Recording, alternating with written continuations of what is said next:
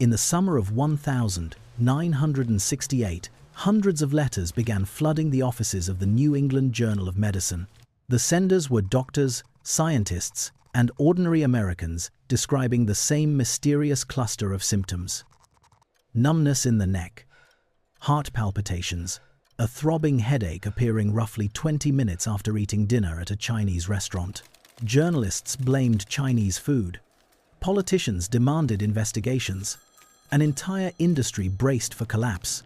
But there is one cause that rarely makes the textbook: MSG, a fine white powder you can buy today for about $1 at any grocery store.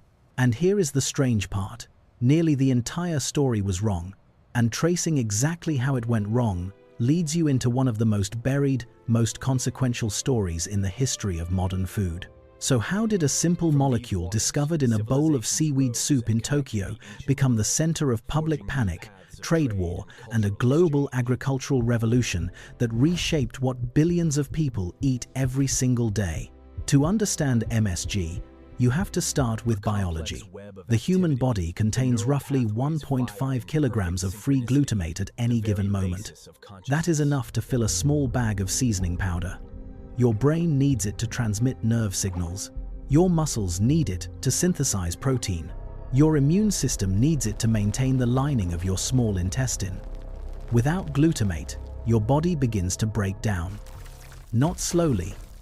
Your cells cannot regulate water balance, your neurons misfire, and the cascade of failures accelerates faster than most people expect. But there is something even stranger happening here. The human tongue has specialized taste receptors that exist for one purpose only: to detect glutamate. These receptors do not detect spice, not sweetness, not salt, only glutamate. That means after millions of years of evolution, the human body constructed a dedicated, standalone sensor system built specifically to hunt for this one compound in food. Scientists call the taste it produces umami, a Japanese word meaning rich, savory depth. But why would the human body build a specialized sensor for a single amino acid? Because glutamate is the chemical signature of protein. Where glutamate exists, protein exists. And across millions of years of human evolution, protein was the difference between survival and starvation. Our ancestors did not learn to reason about nutrition. They were built to taste it directly, involuntarily, on the tip of the tongue. Dolphins have been observed in controlled experiments, refusing food from which glutamate had been removed. Even when caloric content and smell were identical, they would rather go hungry than eat something that failed to trigger their umami receptors. Animals do not need the concept of protein is good for you. They are wired to taste it before they can think. So were we. And this is where the story stops being about biology and starts being about civilization. Some of the earliest evidence of deliberate glutamate extraction comes from coastal settlements in what is now Southeast Asia, where ancient cultures were producing fermented fish sauce from as far back as 3000 BCE. That places the intentional human use of glutamate at roughly the same age as Mycenaean Greece and several centuries older than the Roman Republic. But on the other side of the world, at almost exactly the same moment, Romans were producing garum, a fermented fish condiment so ubiquitous that archaeologists find storage jars for it from Pompeii to London. Two completely separate civilizations, with no contact between them, arrived at the same discovery. That fermented fish produces a flavor that cannot be explained by any of the four basic tastes they recognized. They did not know why. They only knew it worked. These were not casual activities. Communities settled permanently near reliable fish sources. Trade networks formed specifically to move fermented condiments from coastal production centers into landlocked regions. Roman garum was manufactured at industrial scale, packed into standardized ceramic amphorae, and exported across the entire Mediterranean basin. The supply chain for umami is older than the concept of a supply chain. But extracting glutamate from fermented fish is one thing. Understanding that it is a specific chemical compound that can be isolated, purified, and reproduced in a laboratory that required something else entirely. It required one specific man, one specific bowl of soup. and one afternoon in September, 1,908 inches. Tokyo. Professor Ikeda Kikunae of Tokyo Imperial University was eating a bowl of dashi broth made from dried kombu seaweed when he noticed something that did not fit. The flavor was not sweet, not salty, not sour, not bitter. It was something the existing vocabulary of taste science could not name. He went back to his laboratory and spent months separating the chemical components of kombu. He identified glutamate as the active compound. He named the fifth basic taste umami. And then he did something very few pure scientists do. He filed a patent. The Japanese government noticed immediately. In 1909, just 1 year after Ikeda's discovery, the Suzuki Trading Company began commercial production of MSG under the brand name Ajinomoto Japanese for essence of taste. The product launched during Japan's Meiji-era industrial modernization, and the government understood the strategic implications instantly. Ajinomoto was marketed not as a seasoning but as a solution, allowing women to cook better food faster, letting families eat more satisfying meals with less meat, helping a resource-constrained nation feed a growing population more efficiently. For the first time in human history, umami had been packaged, priced, and sold as a commodity. The Chinese imperial government had run salt monopolies for over 2,000 years, banning private production and executing illegal traders because they understood that controlling flavor meant controlling commerce and loyalty. Now, a Japanese corporation had patented the very mechanism by which flavor itself was perceived. The political logic was ancient. The technology was entirely new. There is a word in modern use that carries this history silently. The Japanese term umami, now standard in the vocabulary of professional kitchens on every continent, in the judging criteria of international cooking competitions, in the menus of the most expensive restaurants in New York and Paris, originated from that single bowl of seaweed soup in a university town in Japan. Every time a chef describes a dish as having depth, savoriness, or richness that transcends its ingredients, they are using a framework that one man built from a chemistry experiment in 1908. The language of flavor was patented. But in wartime, the most important thing a patent holder can do is end up on the winning side. During World War II, the Japanese military issued MSG as a standard ration component. Not because food was scarce, but because MSG allowed ordinary field rations, rice, dried fish, preserved vegetables, to taste satisfying enough to maintain morale and combat readiness. The Allied powers captured Japanese military supplies, tasted the difference, and asked the question that would transform the global food industry. How is this done? American food technologists spent years reverse engineering the answer, and the corporations waiting to apply it were among the largest in the world.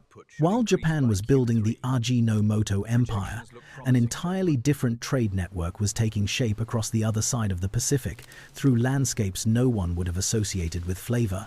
The vast sugarcane fields of Brazil and the cassava-growing regions of Southeast Asia became the raw material base for industrial MSG production at a scale Ikeda could never have imagined. A modern MSG manufacturing facility requires millions of tons of starch feedstock annually. Entire agricultural economies were restructured around the metabolic needs of a single molecule. The Ajinomoto Corporation, the modernized corporate descendant of Suzuki's original company today, operates factories in 33 countries, generates annual revenues exceeding $10 billion, and supplies raw ingredients to most of the world's largest fast food chains. Not as a metaphor, not in any indirect sense. Literally, the glutamate in the seasoning packet at the bottom of your instant noodles almost certainly passed through an Ajinomoto facility at some point in its existence. Japanese food anthropologist Naomichi Ishige documented in his research that MSG spread across Asia during the 20th century, faster than any seasoning in human history, faster than salt, faster than sugar, because it did not require changing local cuisine, it amplified it. Every existing flavor profile in every existing culinary tradition became more of itself when MSG was added. That kind of universal compatibility had never existed in a single ingredient before. MSG was not traded because it tasted better than anything. That is not a metaphor. Literally, it made everything else taste better. Nothing in the entire history of human seasoning had ever functioned quite that way. And by the mid-20th century, Western food corporations had figured this out. They began incorporating MSG into canned soups, snack foods, frozen meals, and fast food seasonings on an industrial scale, while simultaneously, in a move that would define the next 50 years of food culture, building marketing campaigns around the phrase, "no artificial additives." They were selling the effect while quietly condemning the source. That contradiction was about to explode. In April 1968, a physician named Robert Homan Kwok sent a short letter to the New England Journal of Medicine. He described a cluster of unusual symptoms he had experienced after dining at a Chinese restaurant in Washington, D.C. Numbness at the back of the neck, radiating weakness down both arms, general weakness, and palpitations.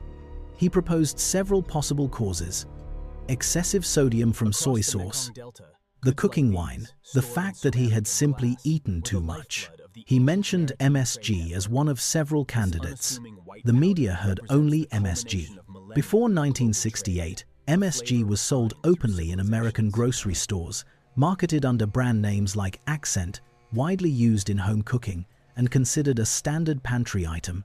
After the letter was published and amplified through newspaper coverage, that changed within months.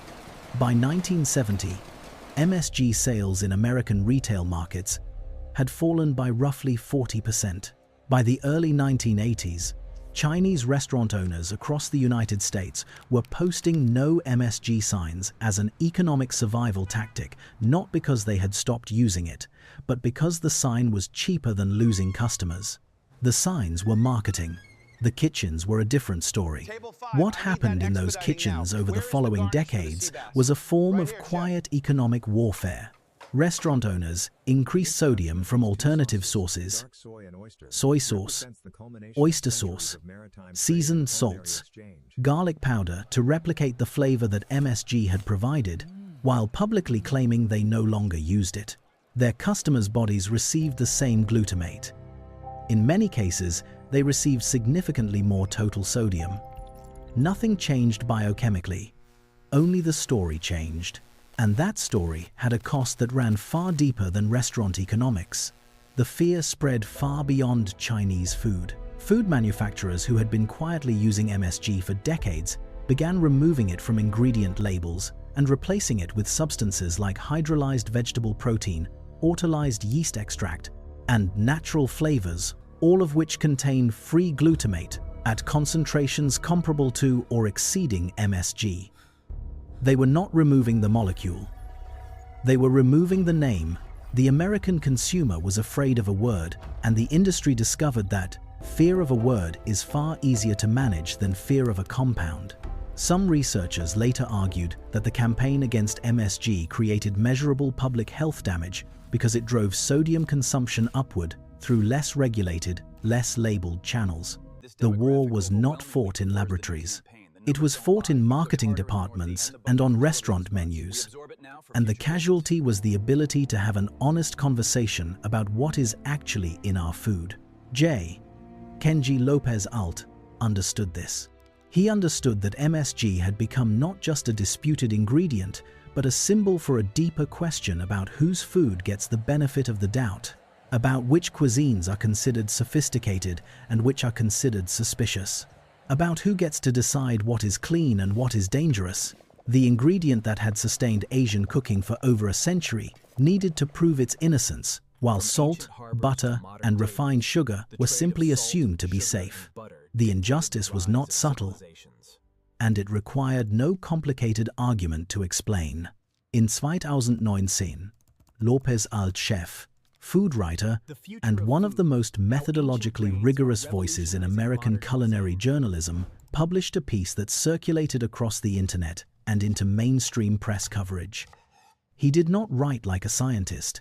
He wrote like a cook who had done his homework.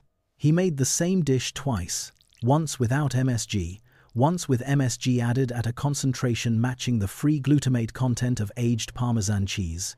He served it blind to tasters who did not know which was which. He walked to the counter, took a pinch of white powder, and added it to a bowl of pasta. It was a simple act, almost absurdly simple, but it was also a direct challenge to 50 years of accumulated fear built on a single letter that was never replicated in controlled scientific conditions. Not one large double-blind study had ever reproduced Chinese restaurant syndrome in subjects who did not know they were consuming MSG. Not one regulatory body in the world, not the FDA, not the World Health Organization, not the European Food Safety Authority, had ever classified MSG as a health hazard. Free glutamate is present in tomatoes, in parmesan, in fish sauce, in cured meats, in mushrooms, in soy sauce, and in human breast milk. The moment Lopez Altz's spread, something cracked in the wall of assumed consensus that could not be repaired. It did not end the stigma overnight. The no MSG signs did not come down immediately. Decades of conditioned suspicion do not dissolve from a single article, but it had become impossible to claim, with intellectual honesty, that the science supported the fear. All because of MSG. And then, almost anticlimactically, MSG stopped being dangerous. Not because of a dramatic turning point, not because of a government announcement or a landmark study that settled the debate once and for all, but because bacterial fermentation technology, developed by Japanese engineers in the 1960s, had made MSG so inexpensive to produce, and a new generation of cooks had grown up with enough access to food science literacy to look at the evidence themselves. The fermentation process that replaced Ikeda's original laboratory extraction method can produce in a single week what the first commercial facilities produced in an entire year. Global MSG production has grown from a few thousand tons annually in the 1950s to over 3 million tons per year today. China now produces approximately 80% of the world's MSG supply, primarily from cassava starch and sugarcane molasses, through a continuous fermentation process running in tanks the size of buildings. The compound that Ikeda isolated by hand from dried seaweed in a Tokyo University laboratory in 1908 is now manufactured by colonies of bacteria in industrial vats at a cost per kilogram lower than table sugar. The molecule is identical. The history attached to it is not. Today, young chefs in New York, London, Copenhagen, and Sao Paulo buy MSG by the kilogram without apology. Food media runs features on its comeback. Cooking channels post MSG recipes as events. But for the billions of people across Asia, West Africa, and Latin America who never stopped using it, there is no comeback to celebrate. It never left. And there is something both clarifying and unsettling about that. For thousands of years, glutamate shaped the fate of cuisines and civilizations. It determined which armies could sustain morale through winter campaigns and which collapsed from flavorless rations.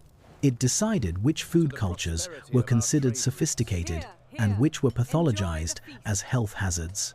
People built trade empires around it, filed patents on it, and were driven out of business by fear of its name. Emperors funded militaries with condiments that derived their power from it. Scientists dedicated careers to isolating it. And a single letter to a medical journal speculative, never replicated, never confirmed, buried it under half a century of stigma in the Western world. Ancient Rome felt permanent. The British Empire felt permanent. The idea that MSG was dangerous felt permanent. None of it was. You can see this pattern repeating in the present with other resources. Data today dominates the global economy, the way umami once dominated the spice trade. Whoever controls the infrastructure of flavor, whether sensory or informational, holds a leverage point over everyone who consumes it. The corporations that shaped the MSG panic did not do so with science. They did it with narrative. And the corporations that dominate data today operate by exactly the same logic. The story about the substance matters more than the substance itself. Technology is already changing that equation. Just as bacterial fermentation collapsed the scarcity that gave MSG its power and its stigma, The tools of food science literacy, open access research, methodologically rigorous food journalism, peer-reviewed challenges to industry-funded studies are slowly redistributing the ability to verify claims that were once handed down as authority. Or perhaps not slowly enough. MSG did not stop mattering because it became cheap and common. Your tongue needs it exactly the way a Roman soldier's tongue needed garum 2,000 years ago. What changed was who controlled the story attached to it. So the next time you reach for that small bag of white powder, that fine, odorless, slightly crystalline substance that looks like absolutely nothing, take a moment to think about what you are actually holding. You are holding the compound that a professor isolated from seaweed in 1908 and used to map a sense that no one had ever formally named. You are holding the seasoning that sustained armies, funded corporations, crossed 3 million tons of ocean freight per year, and was accused of causing headaches by a letter that science spent 50 years trying and failing to confirm. You are holding something that half the world never doubted, and the other half spent decades fearing. All of human history and biochemistry and cultural anxiety compressed into a pinch of white crystals that dissolve, instantly, on your tongue. If any part of this story surprised you, hit subscribe and leave a comment telling us which moment landed hardest. There are plenty more stories like this one, and you will not want to miss them. We are unlocking the future of sustainable cuisine.